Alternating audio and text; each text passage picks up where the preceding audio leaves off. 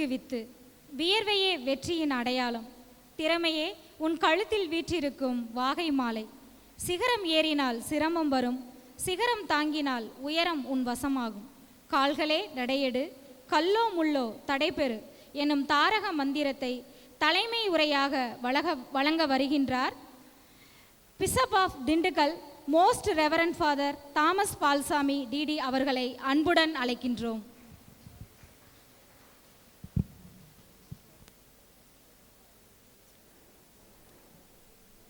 சிக்னேஸ் தமிழ்நாடு வழங்கும் நடத்தி கொண்டிருக்கும் சிறப்பு நிகழ்விற்கு சிறப்பு விருந்தினராக பங்கேற்று கொண்டிருக்கின்ற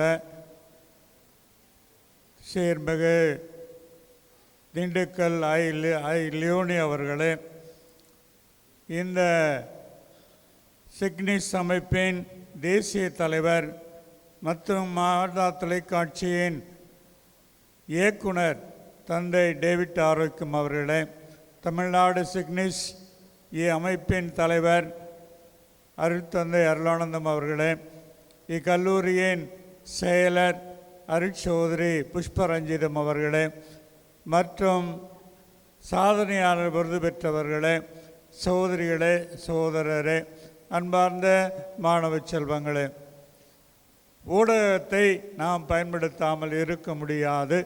அதனாலே பெரும் பெரும் தாக்கத்தை ஏற்படுத்துகிறது. ஊடக சாதனங்களை நாம் தவறான விதத்தில் பயன்படுத்திவிடக்கூடாது. அதை மனித வளர்ச்சிக்கு, சமூக நன்மைக்கு பயன்படுத்த வேண்டும் என்பதுதான் நம்முடைய கூட்டத்தினுடைய நிகழ்வினுடைய நோக்கமாக இருக்கிறது. இன்று சமூக ஊடகங்கள் பல தவறான காரியங்களுக்கு பயன்படுத்தப்படுகிறது.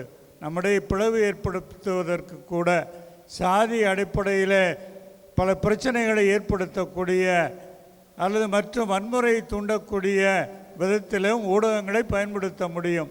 உங்களை ஏமாற்றுவதற்கும் உங்களை அச்சுறுத்துவதற்கும் கூட அதை பயன்படுத்த முடியும். இவ்வாறாக இதிலே பல தீமைகள் இருக்கிறது என்றாலும் அதை நாம் ஒதுக்கிவிடவும் முடியாது.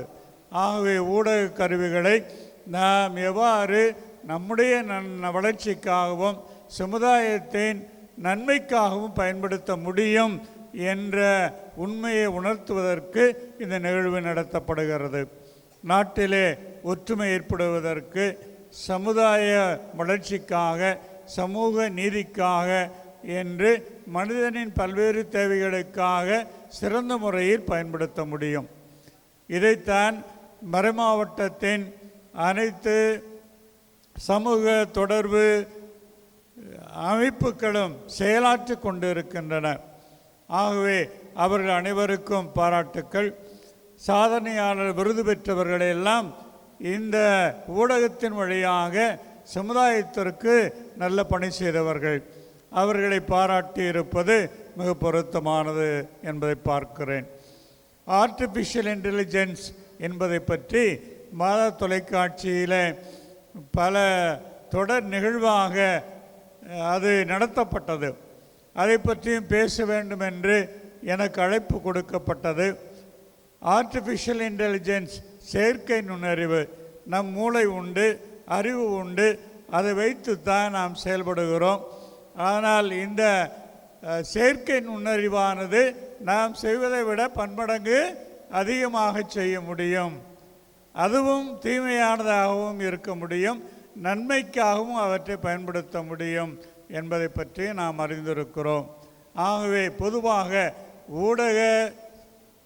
ஊடகத்தை மனிதனுடைய நல்வாழ்வுக்காக, சமுதாயத்தின் நல்வாழ்வுக்காக பயன்படுத்த வேண்டும் என்பதுதான் இதனுடைய நோக்கம். இந்த நிகழ்வின் இறுதியிலே சிறு திரைப்படங்கள், டாக்குமெண்ட்ரி ஃபிலிம்ஸ் காட்டப்பட இருக்கின்றது.